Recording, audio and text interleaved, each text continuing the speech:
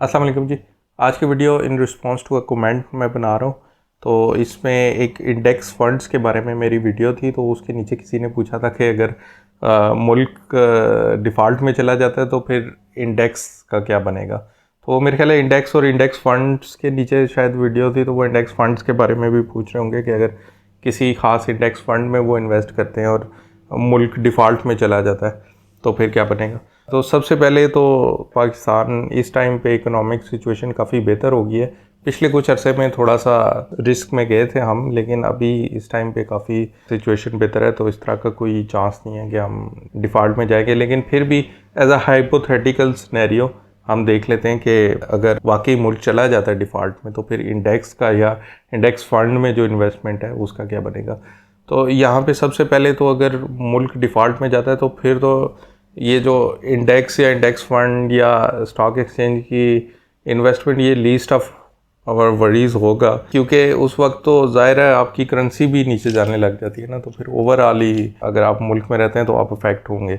तो स्पेशली अगर आपने इन्वेस्ट किया हुआ है स्टॉक एक्सचेंज में तो फिर ये होता है कि जो फॉरेन इन्वेस्टमेंट है वो भी उससे पहले ही के मुल्क है उसमें जाए डिफ़ॉल्ट में, ज़ाहिर है कुछ ना कुछ तो उसके नज़र आने लग जाएंगे ना पहले ही कि अब ये मुल्क जो है वो बहुत ही डाउन जा रहा है, तो उससे पहले ही वो अपनी इन्वेस्टमेंट निकालना शुरू कर देते हैं। ज़ाहिर है फिर बहुत जल्दी से सारे जो स्टॉक्स हैं वो नीचे आते हैं।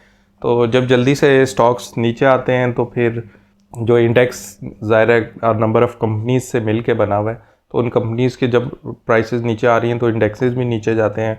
फिर उस इंडेक्स में जो ओवरऑल जो उसकी पॉइंट्स में वैल्यू है वो कम होती है। फिर इंडेक्स फंड्स जिन्होंने उसके अंदर इन्वेस्ट किया हुआ है ज़ाहिर है वो भी नीचे जाते हैं, तो आपकी ओवरऑल जो वर्थ है इन्वेस्टमेंट की जो कि इंडेक्स फंड में की हुई है तो वो ज़ाहिर है डाउन ही जाएगी। तो इसमें तो कोई दूसरी राय नहीं है कि आपकी जो ओवरऑल इन्वेस्टमेंट है वो बहुत ड्रास्टिकली डाउन जाएगी। और फिर ये है कि फिर अगर आप उसके बाद कई सालों तक वेट कर लेते हैं तो जब सिचुएशन बेहतर होगी, ज़ाहिर है वो हमेशा तो इस तरह के हालात नहीं रहते, कंट्रीज़ नीचे जाते हैं और फिर वो निकल भी आते हैं।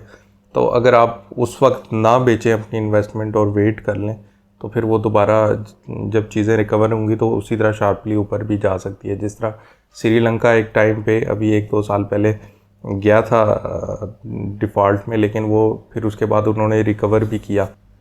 ये तो है। अब उस चीज़ पे आ जाते हैं कि कितने चांसेस हैं पाकिस्तान के वो इस तरह उसमें जाने के। तो फ़िलहाल तो कोई चांसेस नहीं है, बल्कि जब थोड़े से बने भी थे तो वो भी फिर भी कॉन्फिडेंस था लोगों का, क्योंकि एक तो हमारे ह्यूमन रिसोर्स के लिहाज से कोई कमी नहीं है इस मुल्क को, और बाकी नेचुरल रिसोर्सेज के लिहाज से भी कोई कमी नहीं है। तो बाकी ये जो पॉलिटिकल सिचुएशंस वगैरह आती रहती हैं डिफरेंट किस्म की, तो वो थोड़ी सी अफेक्ट करती हैं। ओवरऑल इस तरह कोई अल्हम्दुलिल्लाह बहुत मुश्किल हालात से भी ये मुल्क गुज़र चुका हुआ है, लेकिन कभी इस तरह से डिफ़ॉल्ट में नहीं गया और इंशाल्लाह ना ही आगे जाने के कोई चांसेस हैं। तो बाकी कोई इस मुल्क पे अगर रहता है और वो स्टॉक एक्सचेंज में सिर्फ इस वजह से इन्वेस्ट नहीं करता कि कहीं मुल्क डिफ़ॉल्ट में ना चला जाए और उनकी पूरी इन्वेस्टमेंट ना डूब जाए, तो वो मेरे ख्याल है अपने साथ भी ज़्यादती है क्योंकि जो स्टॉक एक्सचेंज में इन्वेस्ट करके काफ़ी लोग काफ़ी उससे फ़ायदा लेते रहे हैं पहले भी, और आगे भी इंशाल्लाह चीज़ें बेहतर चलती रहेंगी। तो वैसे भी अगर डिफ़ॉल्ट में चला जाता है मुल्क तो और तरह से भी आपको नुकसान होगा, आपकी करेंसी की वैल्यू कुछ नहीं रहेगी। तो आप ये कर सकते हैं कि अगर आपको रियली डर है तो आप कुछ इन्वेस्टमेंट अपनी गोल्ड वगैरह में रख लें। उसके लिए भी मेरी वीडियो है वैसे कि गोल्ड में किस तरह आपने इन्वेस्ट करना है, 5-6 तरीके मैंने बताए हुए। उसमें डिजिटल तरीके भी हैं जो कि प्रॉपर पाकिस्तानी बड़े बैंक्स के थ्रू आप कर सकते हैं, और बाकी फिर वो गोल्ड बुलियंस वगैरह परचेज़ करके रखने का तो है ही है। तो वो इस वीडियो के एंड में लिंक्स आपको मिल जाएंगे।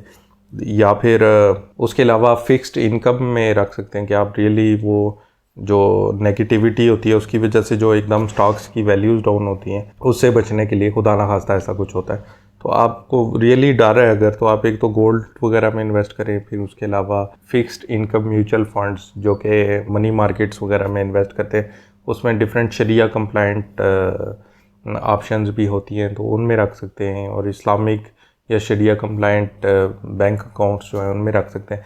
बैंक अकाउंट्स में जो शरिया कंप्लाइंट है वो उसमें रिटर्न थोड़ा सा कम होता है, वो उसके मुकाबले में जो शरिया कंप्लाइंट म्यूचुअल फंड्स है वो थोड़ा सा ज़्यादा रिटर्न देते हैं, तो वो ज़्यादा बेहतर ऑप्शन है।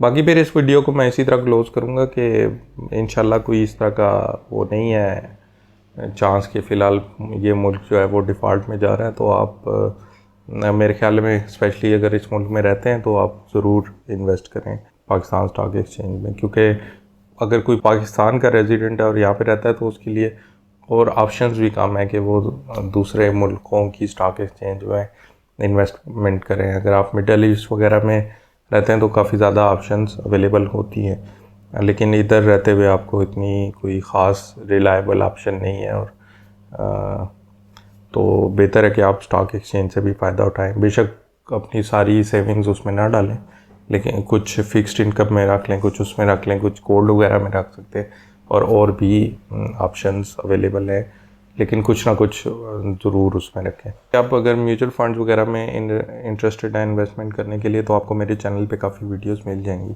पाकिस्तान स्टॉक एक्सचेंज के बारे में, म्यूचुअल फंड्स के बारे में और पर्सनल फाइनेंस के बारे में मैं वीडियोस बनाता रहता हूँ। उनको देखने के लिए आप ये चैनल सब्सक्राइब कर लें और मिलते हैं अगली वीडियो में इंशाल्लाह।